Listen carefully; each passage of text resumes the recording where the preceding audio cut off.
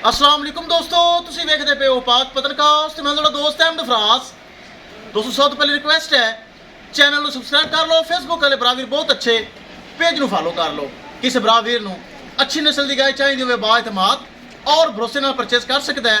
Location है डबुंगा हयात तहसीलो जिला पाक पतन शरीफ।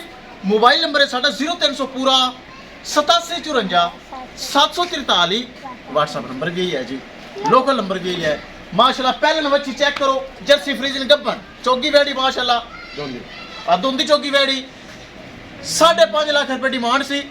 साडे बराबर साडे कोल आए, थोड़ी गलबात करांगे, इत्थे आए प्यार मोहब्बत होया कि नहीं होया, धोखा फराड हेरा फेरी होया कि नहीं होया, फिर करांगे रोनी जी। अस्सलाम वालेकुम, की हाल है जी भाई? तू साडे कोल गाय लई है, पसंद आई वैडी? कोई फॉल्ट है नुकस तो नहीं, खरी है ते प्यार मोहब्बत भी होया है? क्यों बाबा जी होया प्यार मोहब्बत? तुसी भी दसो जी, फुल प्यार कीता है?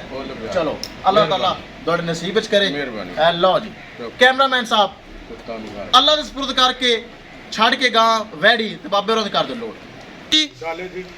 अल्लाह ताला इन्हां दा नसीब करे। साडे कोल आइन चल के बराबर बहुत अच्छे माशाल्लाह, चेक कर लो।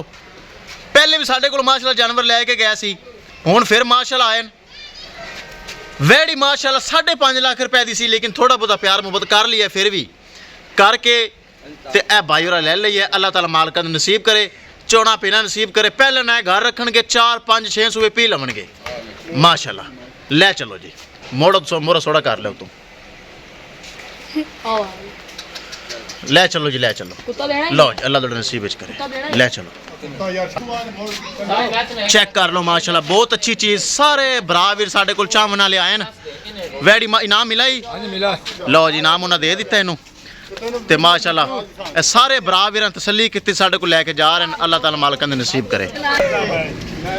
किस मेरे भरा वीर नूं इहदे नाल दी वैडी दुंदी चोगी पैलन चाहिदी होवे दोस्तों, पाक पतनकाउस ते मिलेगी, बाएतमाद भरोसे नाल और गारंटी नाल मिलेगी। राबता करके परचेज कर सकते हैं। लोकेशन डबुंगा हयात तहसीलो जिला पाक पतन शरीफ। मोबाइल नंबर है साढ़ा 0300 पूरा 8754 743।